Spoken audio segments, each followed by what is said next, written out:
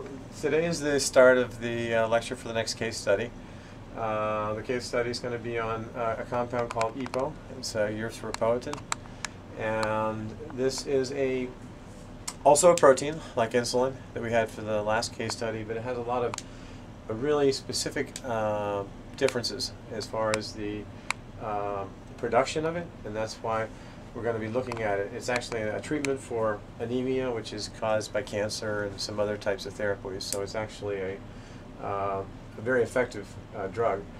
It turns out that although from a biochemistry standpoint, although it is a protein, it is actually a protein that has sugar units attached to it. That's referred to as glycosylation. And so that kind of continues our theme of sugar here to a certain extent. So this protein is not just simply amino acids, but it also has a significant weight component is carbohydrate. The genetic engineering is different because although this is genetically engineered, it's not done in E. coli. It's actually been genetically engineered in mammalian cell culture. Specifically, it's Chinese hamster ovary cells. We'll be talking about that later in the courses too, as well. They're referred to as CHO cells, C-H-O. So there's a little discussion here about the genetic transformation, and an interesting part of that transformation is that the different methods that were used for that resulted in patent and legal issues that actually have still not been resolved to this day, amounting to billions of dollars in potential income for two different companies. The GMO, these certainly are. This is a human genome issue here. This is before the human genome. This particular project, if you will, would be very easy to implement today, but was extremely difficult back in that time, very much like the difficulty of insulin, only this was even more challenging in some ways. And finally, under growth kinetics, this is a mammalian cell culture, and human cells don't grow anywhere nearly as fast as bacteria do. And so that issue with the human mammalian cells is also that they're very sensitive to shear stress, and so they won't grow in the reactors that we use for E. coli for that. And so we'll be discussing in this particular case study a lot about the bioreactor design.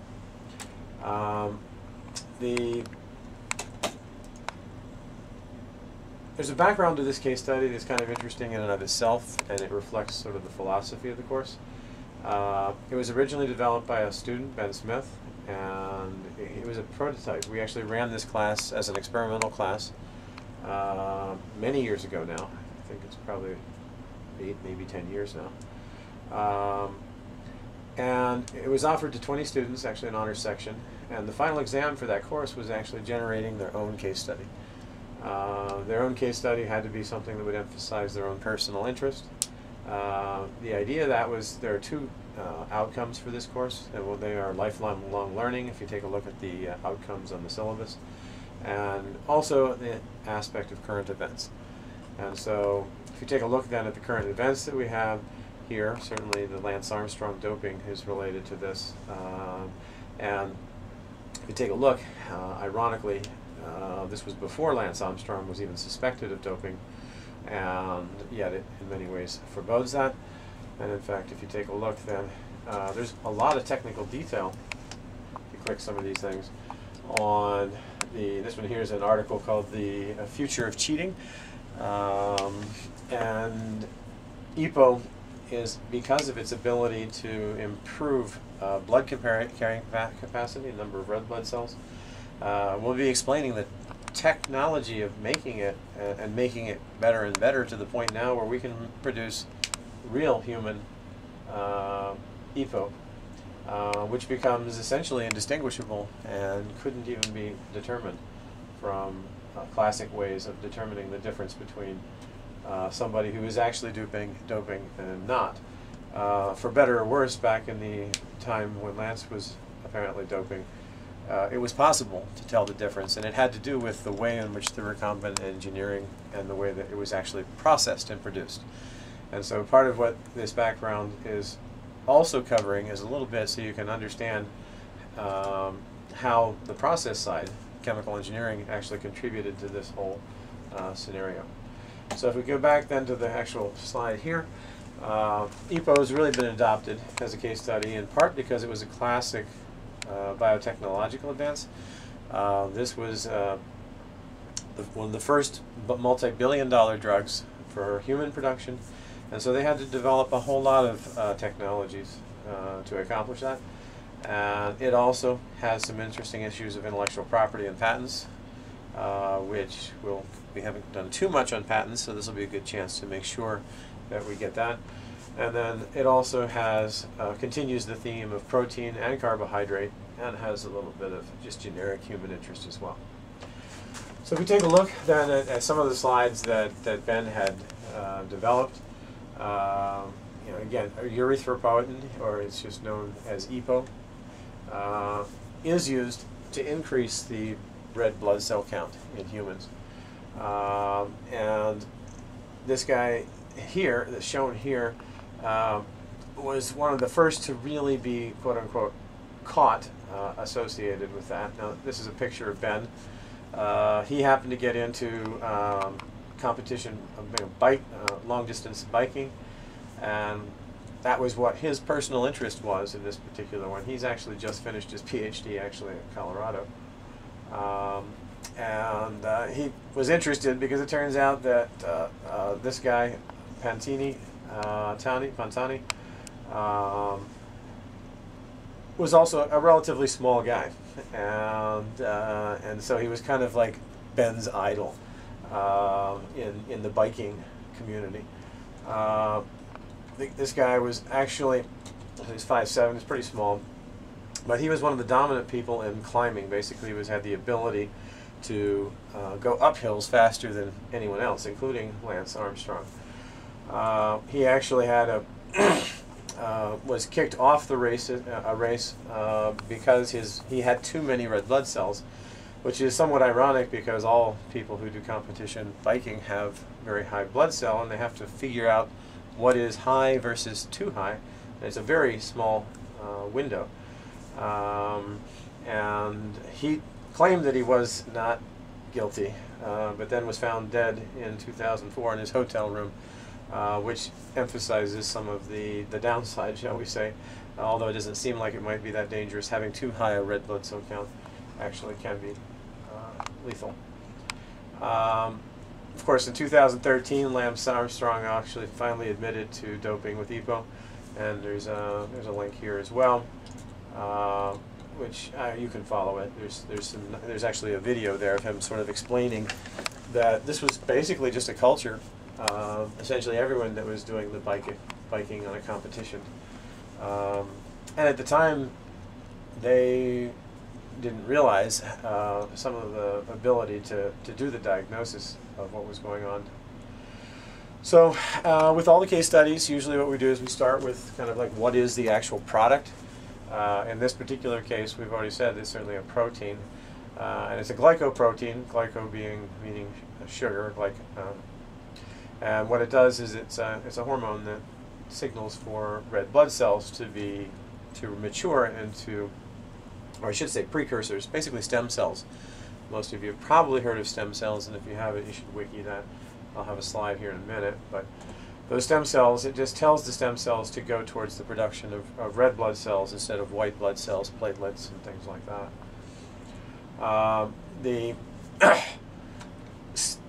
This is controlled. A lot of the gene expression in like things other than bacteria is really it's complex control of when the genes are turned on or not. In this case, it's actually this is released by the kidneys, and that is done when there's not enough oxygen, or when the body is doing too much anaerobic metabolism. And we certainly have discussed anaerobic metabolism a little bit, and we will a lot more in the case study on biofuel production. But this is basically when you go running and you produce lactic acid and your legs get sore. And so if you exercise a lot, then you'll release a lot of the EPO, which means that you'll develop a higher red blood cell count if you actually, like an athlete, for example. So this is, again, so EPO is a synthetic, so this is recombinant. This was one of the first attempts, or successful, at producing a human gene. And EPO Gen is the product when it was actually done by the company called Amgen, and many of you may have heard of Amgen. Certainly it was a very well-known biotech company that was actually recently bought by someone else, but it has produced numerous multi-billion-dollar drugs. So it is a therapeutic that was developed for a whole wide range of disease when you have low red blood cell count. And that certainly can happen for AIDS, cancer, kidney failure, are all diseases that you can actually treat with this. So it's a good, successful drug. And it was viewed certainly as an ideal performance-enhancing drug because it's a drug that's natural. In other words, we all have EPO in us. And so it makes it quite hard to figure out if someone has too much EPO in the blood. And particularly true for those who are high-performance athletes that experience the high levels of both red blood cell count and high levels of EPO naturally. Didn't do that again. Okay. I should have unplugged it. Which I'll do right now. So, first of all, there's a little bit of background on how blood cells are made. So this is something that you could quick take a look on Wiki if you'd like. I think I actually stole this from the Wiki webpage. But certainly what stem cells are is they're cells that haven't decided what they want to do when they grow up, kind of like most of the people in the room. And once those stem cells actually decide, depending on hormones, what they're going to be. If it goes on down, this is a monocyte. If you head down in here to granulocytes, you're headed towards being a white blood cell. Heading in this direction from here, these are the lymphocytes associated with the immune response. In particular, the B lymphocytes are associated with antibody and antibody defense.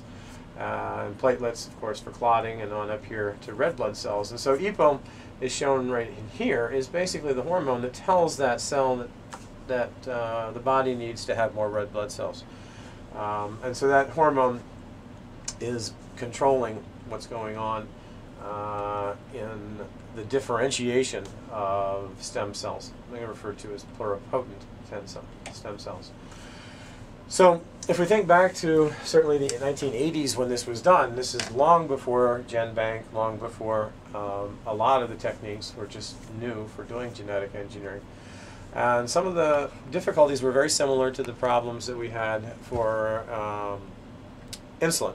If you remember, for insulin, we needed to try to find the gene for insulin, and insulin is made in the pancreas, and the pancreas doesn't have that that gene turned on that much, and so we had to make cDNA libraries and so forth from that.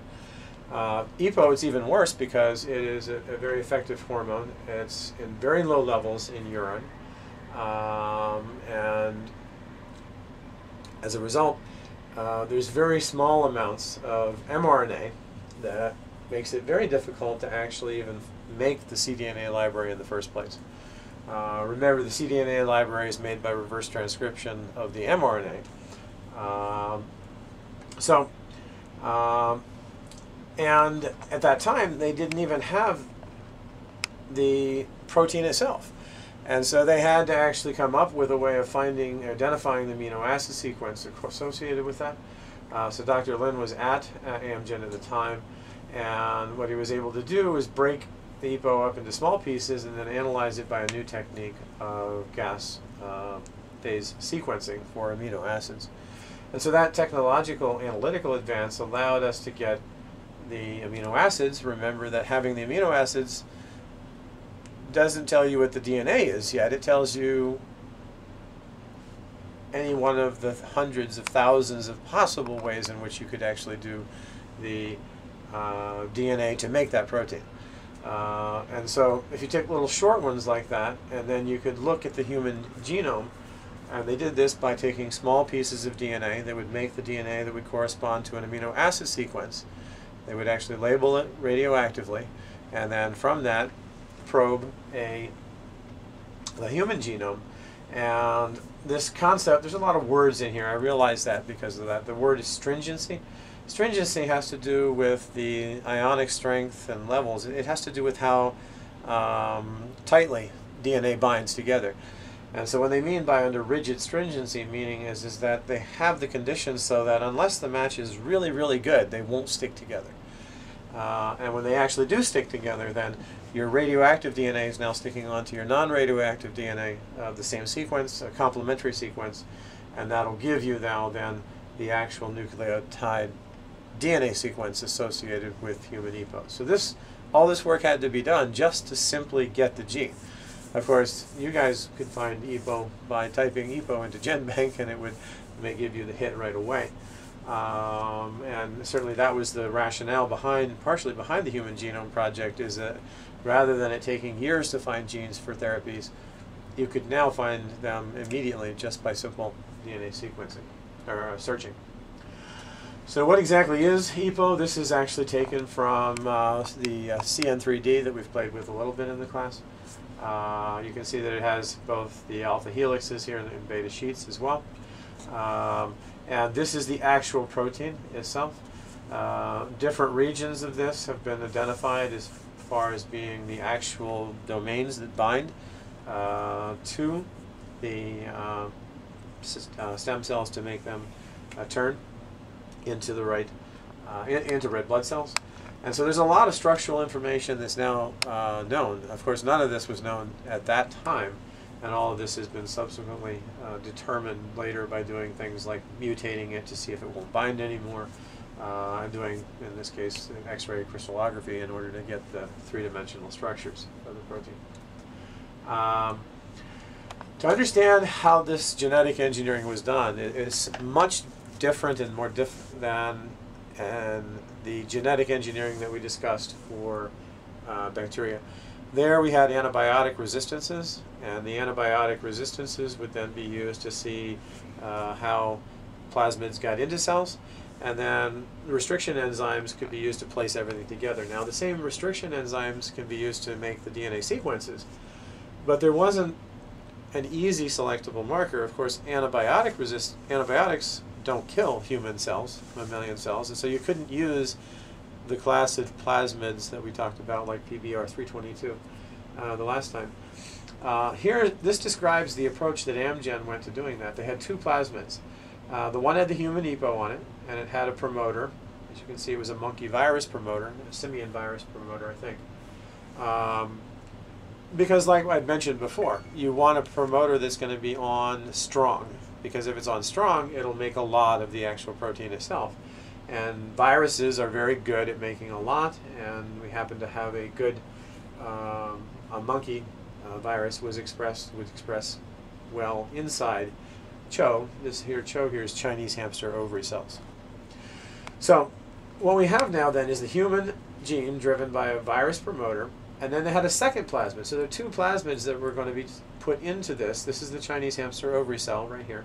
Okay.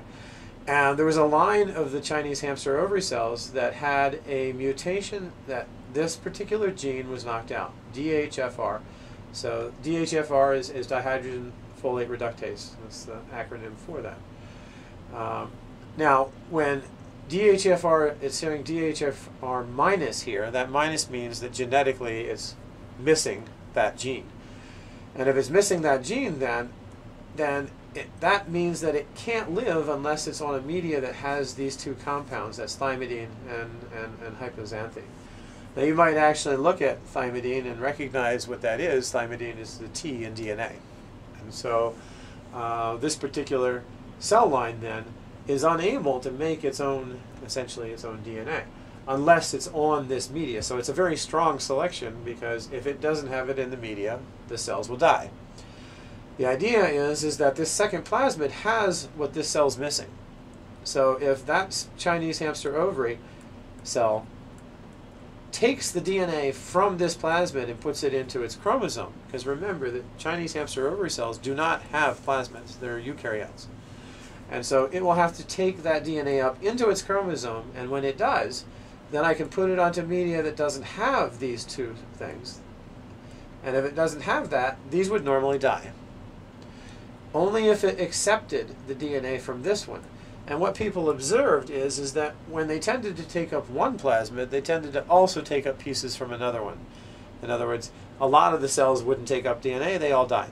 The ones that did take up DNA also had a high probability of taking up the other one as well.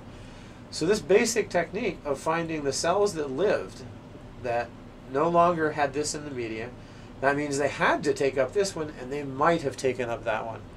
And that combination of the two then gives the ability. Now there's some really neat techniques that people found out about this. They found out that if they had more copies of the HDAT, the cell would make more. So in order to get more and more copies, they would actually take it and they put in a compound that would inhibit this one. And by putting in higher and higher levels of the inhibitor of that, that forced these CHO cells to take up more and more copies of DNA and still be alive.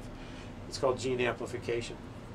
And so from that, this gave a way of making a Chinese hamster ovary cell now that produced a lot of the, well, this, DHFR, but also of the human epigen as well. And so this is the basis of the genetic engineering, which you see is a lot different than the E. coli system that we had before. Now, this here is something that will be the basis of some discussion that we'll do on patents. So Amgen is the one who developed the first technology. They then filed for a patent, but their patent basically said that they had the right to make EPO, meaning that that could be interpreted legally as no one else is allowed to make EPO. This other company, Transgenic Therapies, which is TKT, they tried a different, they made a different patent that was submitted on how to make the real human without genetic engineering of the way I just described. What they did is they said, remember that all cells have the human gene in them. All you need to do is change the promoter, and if you change the promoter and turn it on, then you'll make EPO from any cell line. And so that became the basis of this huge 20-year legal battle, which as far as I'm aware still hasn't been resolved. I'll have to check that out, but certainly it hadn't last year when I looked at it. Originally, the court said that Amgen got the patent. And so when, by the way, Avantis actually bought TKT. And so what they were ruling then is that no one is allowed to make EPO except Amgen, even though the way in which they did it was completely different. They were not taking it and putting in Chinese hamster ovary cells. They took human cells, and they actually made real human EPO without isolating the gene out and doing the genetic engineering. Now, it's been through numerous flip-flops, so it has been reversed, it's been appealed. Okay, both companies have been making EPO for years and years, and probably the people getting the most rich on this are probably the lawyers. Here's a little thing. This is Nature, which is one of the top journals of the world, had a cartoon, and you can see Amgen discovered an acorn and patented the tree. This was their idea. And what they're saying here is that, they didn't, you patent a way in which you've done something and show that it has utility.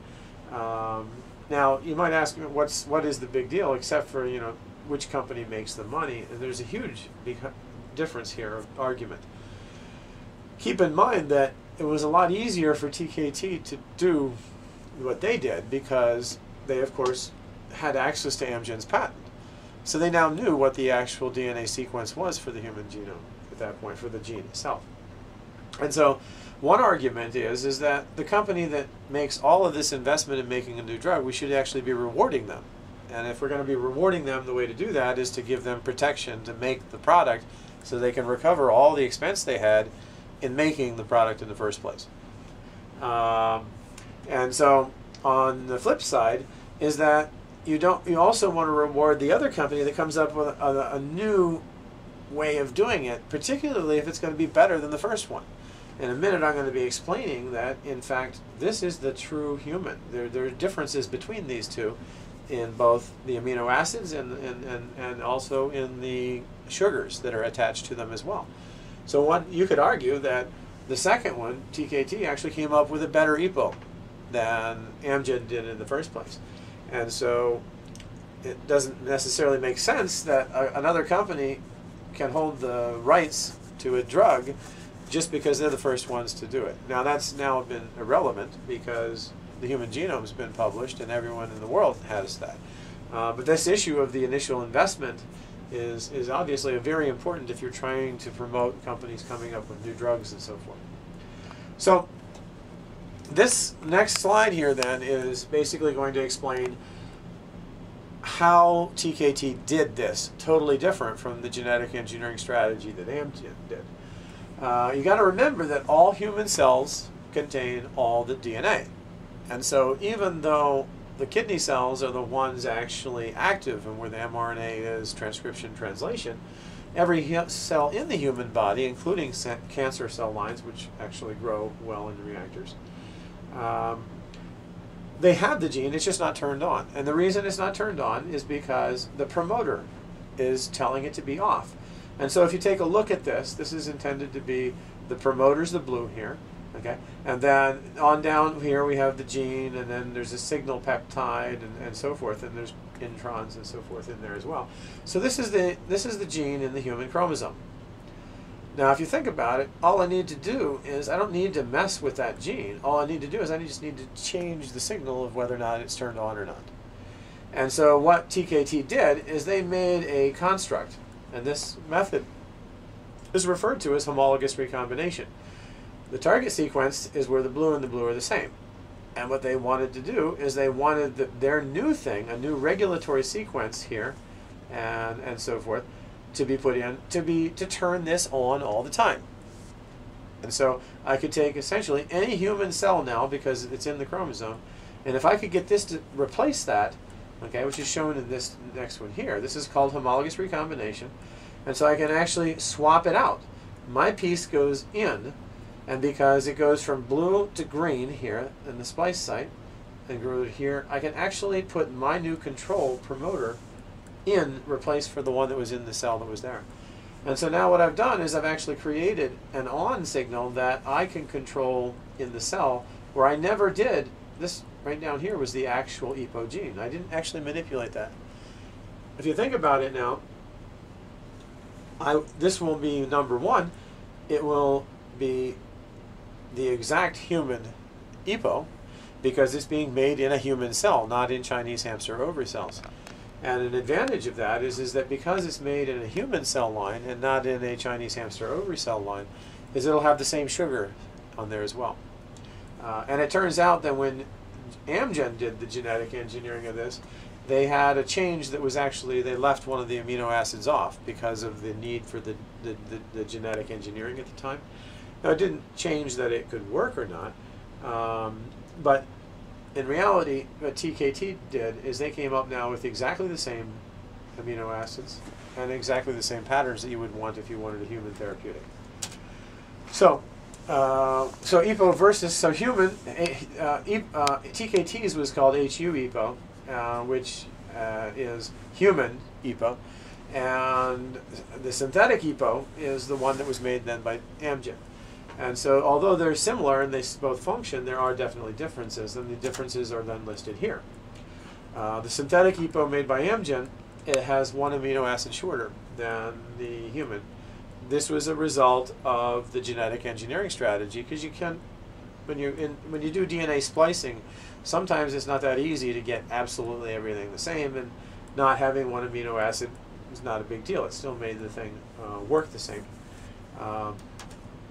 Take a look then, the glycoprotein then, it's a different animal. So Amgen's was made in Chinese hamster ovary cells, okay, and the TKT, the human one, was grown in a human cell line, both of which are grown in reactors, I'll mention here. And so the different mammals have different glycosylation patterns, and so that is also a difference. The net result of this is the synthetic EPO actually has a greater mass because of the additional sugar units that are on there. So it's bigger than the other one. Now, how did we go about trying to produce it is an interesting story in technology development in and of itself. Mammalian cell lines are they're wimpy, and they're very shear sensitive.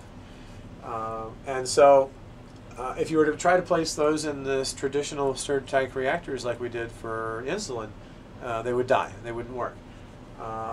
And so the initial way that they tried to get into that is these things called spin flasks. And this is actually has a magnetical coupling on this thing.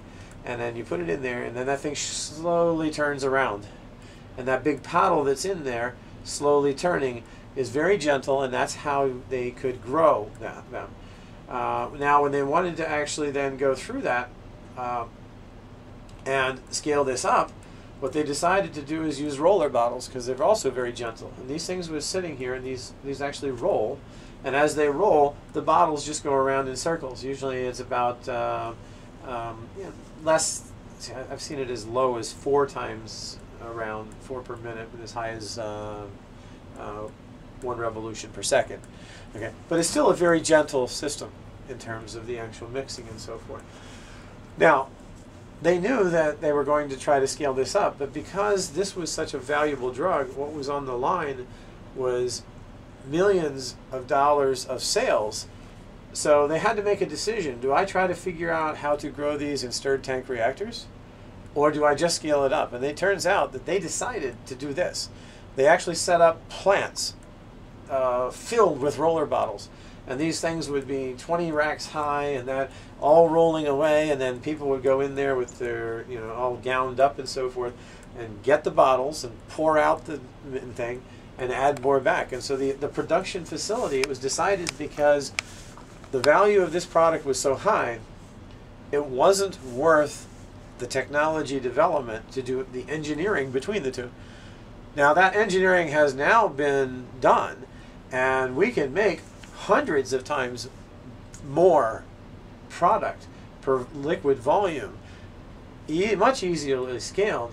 But that initial decision that was made by Amgen is, let's get it to market and start making money, and they needed to avoid that. Now, interestingly enough, that once you validate with the Food and Drug Administration the way that you make it, you're not allowed to change it. And that's a very important theme of bioprocess technology. That is, if you wanted to go back and decide that you were going to produce it in a different way, like in a stirred tank, you would have to go back to the FDA and do additional clinical trials, which cost also millions of dollars. And so for a long time, there's a tremendous inhibition to doing technology development after you're making product.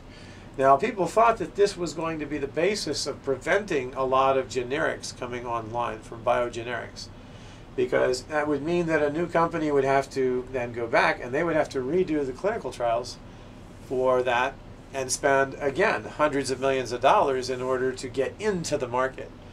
What has happened in the last 20 years is that because our analytics to analyze the specific protein, the sugars that are attached and everything else, we've actually been able to go from a process validation, the way in which we make it, to a chemical analysis. And so it doesn't matter so much how you make it.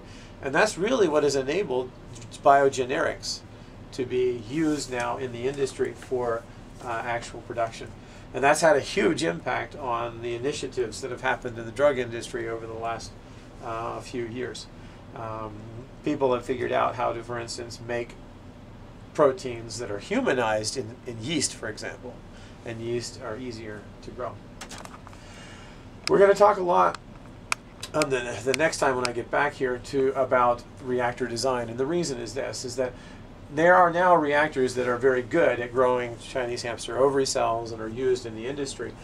This is actually an elephant ear propeller. ABEC, the company that does this, is actually in Allentown, Pennsylvania.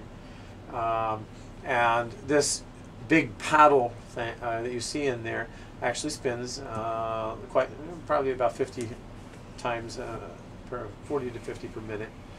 which is very slow compared to maybe several hundred times a minute that you would do for a bacteria.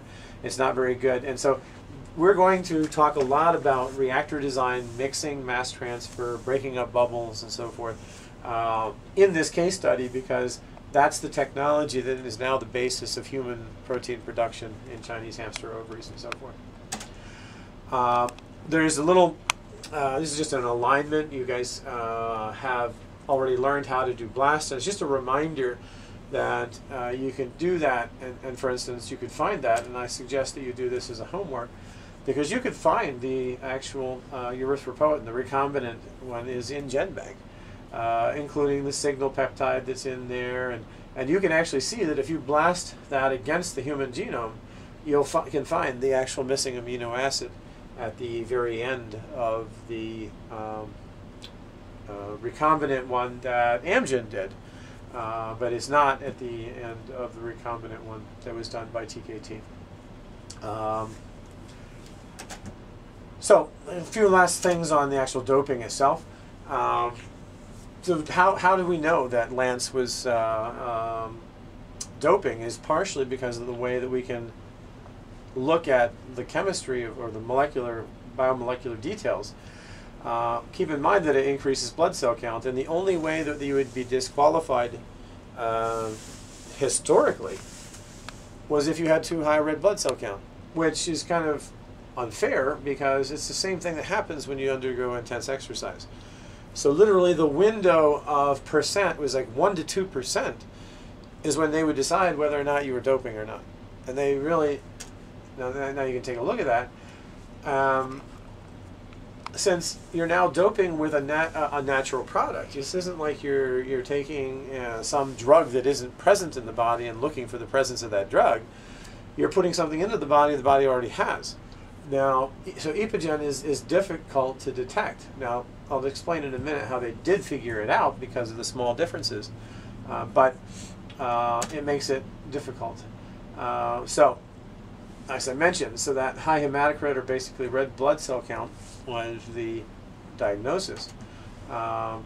There's a technique called isoelectric focusing where you place this in a gel and then you apply a gradient of pH, and that gradient of pH means that the protein, remember that proteins have all the amino acids on them with different charges. Those charges are positive and negative, and when you add up all the positive and negatives, you end up with an isoelectric point. There's a point at which, when it migrates in a pH gradient, that it has no net charge because of the Henderson-Hasselbalch equilibrium with the different side groups that are on there. So this concept of isoelectric focusing, it turns out, is a very detailed way of distinguishing the charge that's actually on a protein. And I'll get to that in the next slide. The other thing is that they're actually glycosylated differently, meaning that they have slightly different sizes of the sugar that are on there, which is the other very important part of human-based therapeutics. The sugars that are added onto proteins is the way that organisms identify what belongs in the body and doesn't belong in the body.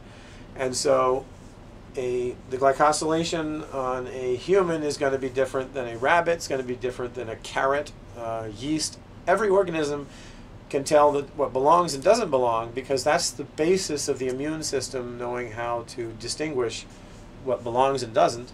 Okay, and so that slight difference is actually somewhat significant. Now, small differences like here don't necessarily cause a medical problem. What it usually means is that they're actually removed from the body quicker. If the sugars are not correct on your proteins, your body may look at them and say, hey, that doesn't belong here, and get rid of them faster. So this next thing is actually we're going to actually show you how you can tell how isoelectric focusing works. Since then, they've actually come up with monoclonal antibodies, which I'll be discussing later in the course, are ways of actually making an antibody that's very specific to a protein, and then that became another way. In fact, the monoclonal antibodies, it turns out, are the basis of a major industry in drugs and diagnostics that we'll talk about later in the course. So right now I'm going to talk about isoelectric focusing. So we hope to cover monoclonal antibodies as one of the last case studies in the class. So as I mentioned, isoelectric focusing, these are different samples on this axis. This is pH here. And so you run this thing in a pH gradient where you actually have chemicals in there that set up based on the electric field a different pH. And then you run this for a long period of time and things actually go to where they have no net movement because they no longer have a net charge. And if you take a look at some of the different samples here, this is recombinant EPO, this is Amgens. These are samples from people who were doping, from their urine samples. This right here is the, this is the urine from, with the recombinant. Okay, these were some cyclists. These were from anemic patients, from the hospital samples. And this is a urine control for a normal person. And then this is the actual, if you purchase EPO from Sigma. And you can see that it actually, it has it's a little more acidic protein. And it actually moves down just slightly. So these two here are the real human version. This is the urine and that. And these are the recombinant. And so you can actually tell if, in fact, somebody is doping with the recombinant Amgen human version. So this is from Ben because he was, I'm not sure whether he was more interested in the question of whether or not he was really doping or not. I think it's kind of interesting that a normal person is at 45 hematocrit. The cutoff for competition is 50, and he was at 52 when he was actually cut from the thing. But a normal person, okay, if you're an athlete, you're pushing from 45 up towards 50. And so it was arbitrarily decided that 50, you can't normally get higher than 50. Of course, you might look at that and say, does that even make sense? If somebody is an athlete that is a better athlete that trains more, they might actually push up, and there'd be a limit where they couldn't compete anymore because they've trained too much, I suppose. So this isn't actually a way to do that. They needed some other way to deal with it. The problem that you can see now is that they did come up with a different way of doing it. But now you can get around even that. Because if you can actually make a true human EPO, you can't actually tell the difference between the human EPO and the natural EPO inside that.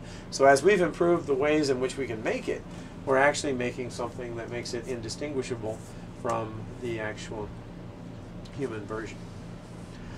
This is the last slide I have, and this is just, again, it was taken from Wiki, to give you an idea of really what we're talking about here as far as this protein. So now you can see each one of these black dots here represents an amino acid. The red bridges here and here represent the disulfide bonds of where it's actually tied together. And so each one of these is actually, this is how we decorate our amino acid sequence with sugars to make it human. Okay? And so there's a very specific spot, okay? It turns out that the attachment of these sugars are actually done at asparagine only at those locations. This is referred to as there's O-glycosylation and there's N-glycosylation. This is much more rare, and this is the more important one, is this one up here for humans in particular. So the N-glycosylation that you actually see here, you can see that we're talking about each one of these blocks is a sugar unit, okay? And so these happen to be the M's here, the blue ones are mannose, and acetylglucosamine is actually a sugar with a little bit added to it. And so these are very large, okay? We'll talk much more about glycosylation because even though these look large, the original one was much more larger than that. It originally had 9 of these mannose units. So it's not unusual that a protein in a human can actually have half of its molecular weight be sugar, carbohydrate, and not be amino acids in order to have these things on it that tell it that this belongs in the human body. If you were to make this protein in E. coli can't put the sugar units on it. And since E. coli can't make a human protein that has the correct sugar units on it, This is why we have other production systems. Remember, E. coli grows super fast. It's easy. We could make a ton of this protein very fast in E. coli, but it wouldn't be any good to us because it would not function as EPO. In order for it to be function, it has to have these on, and the actual process of putting the sugars on is really complicated. And it's done as the protein is translated and goes through into the endoplasmic reticulum.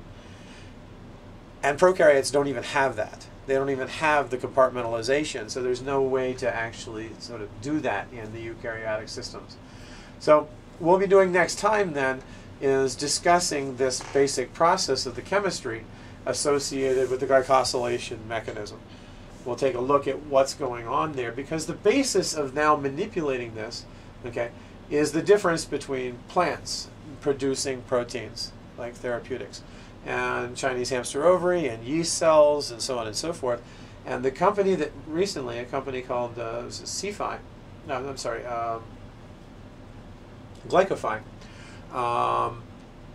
found out a way to make more human sugars added to proteins expressed in yeast, and yeast is a eukaryote.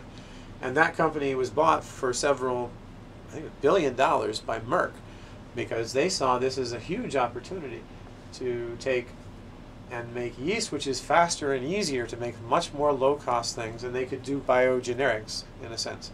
And they could capitalize on, as the patents go off on all of our human drugs, and you can make them by a new technique, you can make them far cheaper and have those produced in that manner. That's it.